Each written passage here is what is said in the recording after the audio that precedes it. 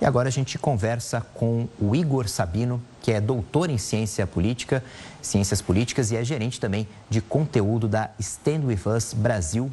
Igor, muito boa tarde, obrigado por aceitar o nosso convite.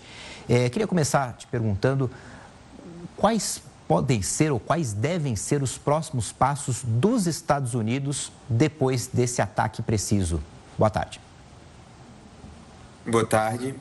Eu acredito que um dos primeiros passos agora, uma das tentativas do presidente Donald Trump, vai ser tentar fazer com que o Irã volte às negociações para um acordo nuclear. Vale ressaltar que esse contexto, esse ataque que a gente teve agora, ele acontece justamente em um contexto em que os Estados Unidos estavam tentando já negociar com o Irã para que eles voltassem a um acordo, para que chegasse aí a um consenso quanto ao uso da energia nuclear somente para fins pacíficos, não para a criação de uma bomba. Inclusive, o próprio secretário de Estado dos Estados Unidos, o Marco Rubio, em uma entrevista hoje à tarde, ele falou isso, que ele espera que agora o Irã esteja disposto a voltar às negociações e, caso ele deseje manter a tecnologia nuclear para fins pacíficos, isso será bem-vindo. O que os Estados Unidos jamais vai tolerar seria essa utilização desse material atômico para a criação de bombas nucleares. É algo que os Estados Unidos sempre se opôs em relação ao Irã. Igor, e tem uma primeira análise de que o Irã se mostrou enfraquecido nesses primeiros dias, nessas primeiras semanas de conflito, primeiro com Israel e agora, horas depois do ataque dos Estados Unidos. O senhor concorda com essa visão de que o Irã está muito mais enfraquecido do que se esperava?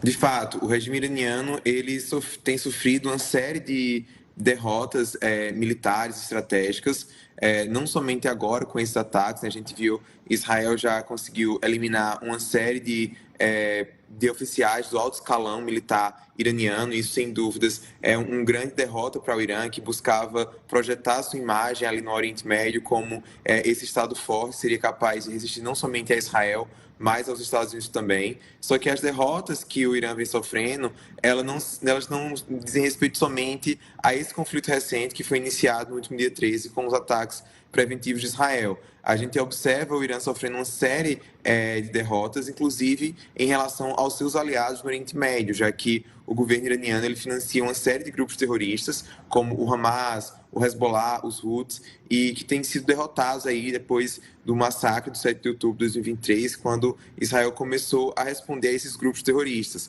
E a gente vê também até mesmo a queda do regime de Bashar al-Assad na Síria, que era um aliado do Irã.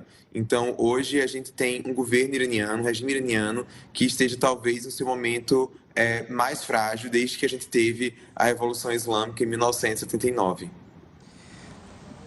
Agora, o próprio regime iraniano já fala em retaliação, já fala em considerar qualquer cidadão ou militar americano como um alvo em potencial. Na sua avaliação, é possível mesmo que o Irã faça essas retaliações, tenha como alvo as bases americanas no Kuwait, no Catar, no Iraque, ou isso aparentemente está só no discurso? Eu acredito que vai ter, sim, algum tipo de retaliação, até por conta dessa questão, dessa necessidade que o Irã tem, do regime iraniano, de preservar a sua imagem no Oriente Médio. E eu acredito que talvez seja um ataque pontual contra uma base americana, algo do tipo. Eu não acredito que o Irã vai ter o interesse agora de escalonar muito esse conflito. É importante a gente lembrar de qual foi a resposta iraniana quando a gente teve, durante o outro governo Trump, o assassinato de um grande comandante também das forças da guarda iraquiana, que foi o general Qassem Soleimani. E a resposta iraniana, apesar de ter sido muito forte diplomaticamente, no sentido das palavras, esse discurso duro, mas ela foi uma resposta modesta. Então, acredito que é isso que a gente pode esperar também.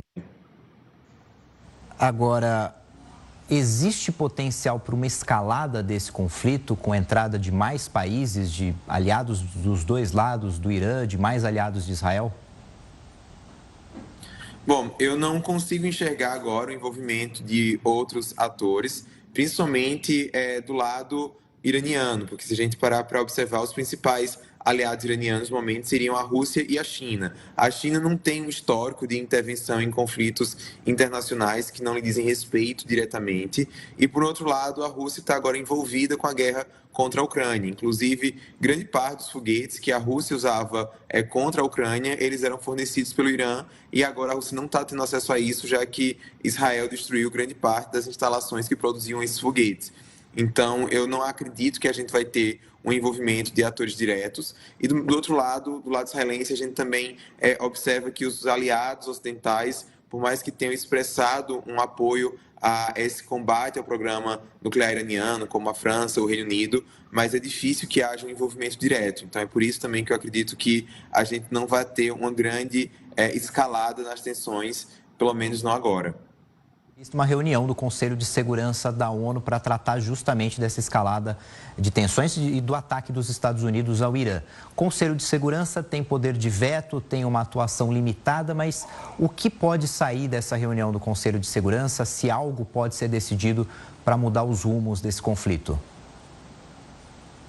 Bom, eu acredito que vai ser difícil da gente ter alguma resolução que seja aprovada no Conselho de Segurança, porque, como você mesmo mencionou, a gente tem 5 países que têm poder de veto, e um deles são os Estados Unidos. Embora a gente também tenha países lá que têm poder de veto que são aliados do Irã, como eu já mencionei anteriormente, como a China e a Rússia.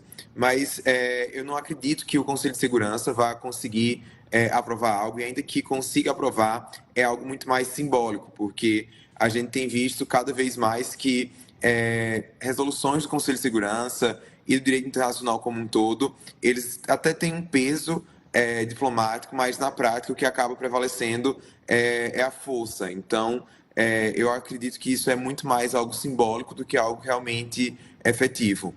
E o que representa essa decisão do parlamento iraniano de fechar o Estreito de Hormuz? Qual que devem ser as consequências, se isso realmente vai acontecer?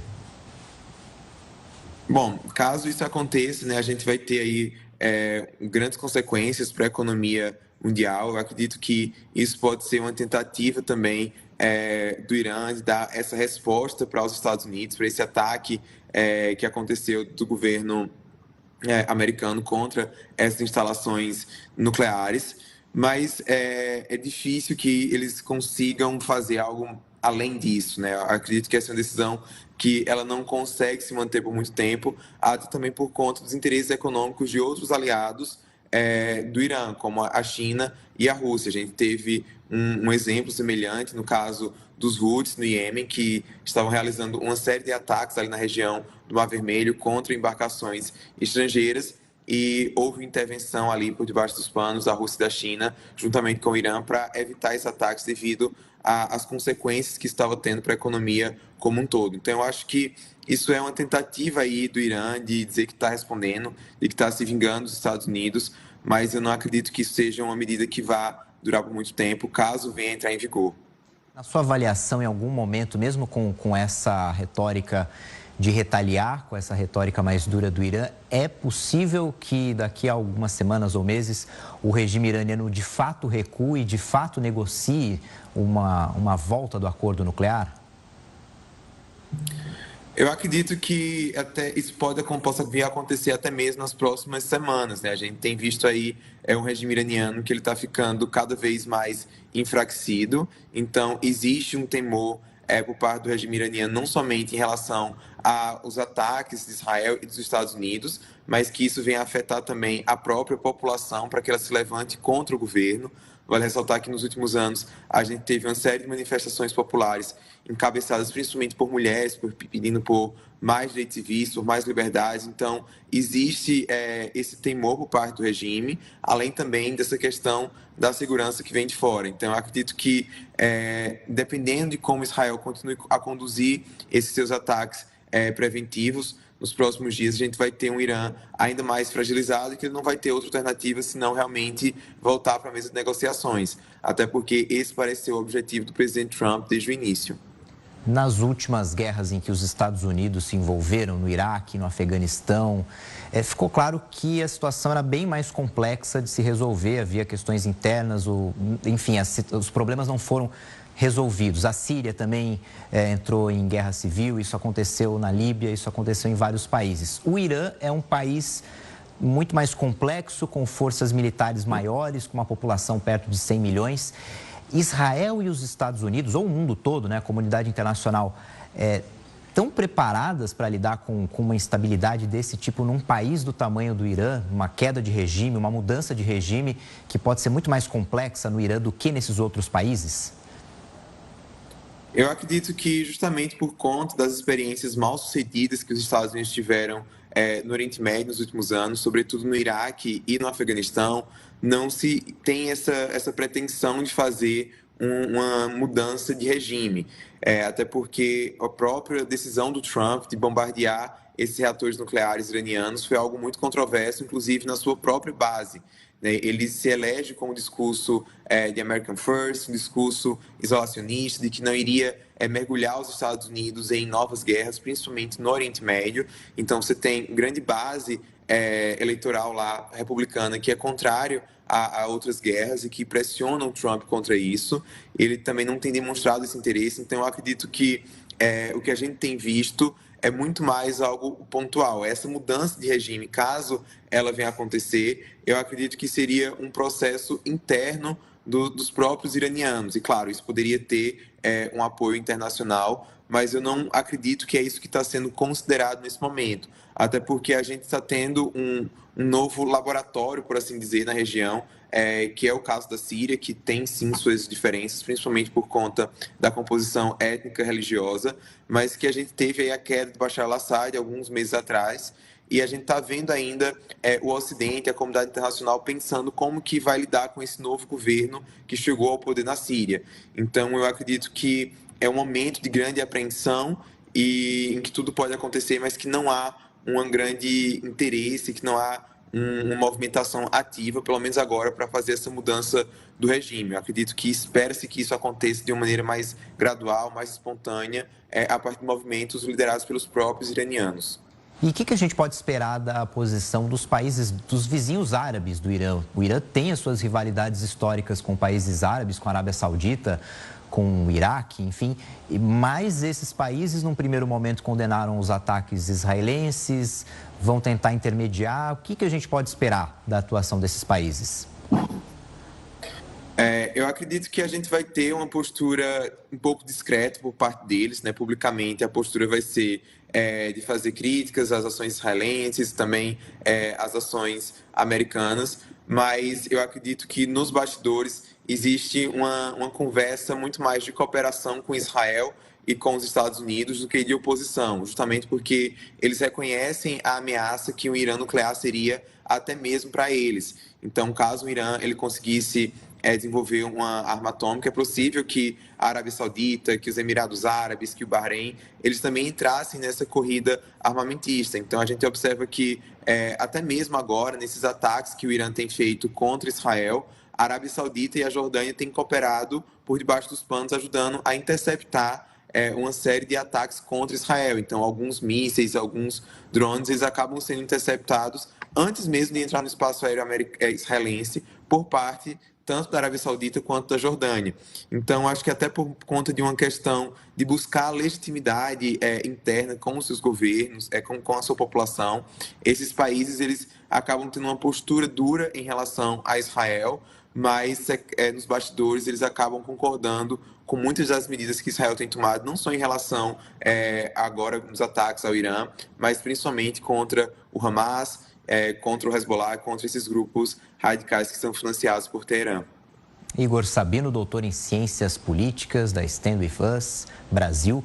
Muito obrigado pela entrevista, muito obrigado pela atenção. Um ótimo domingo. Até mais.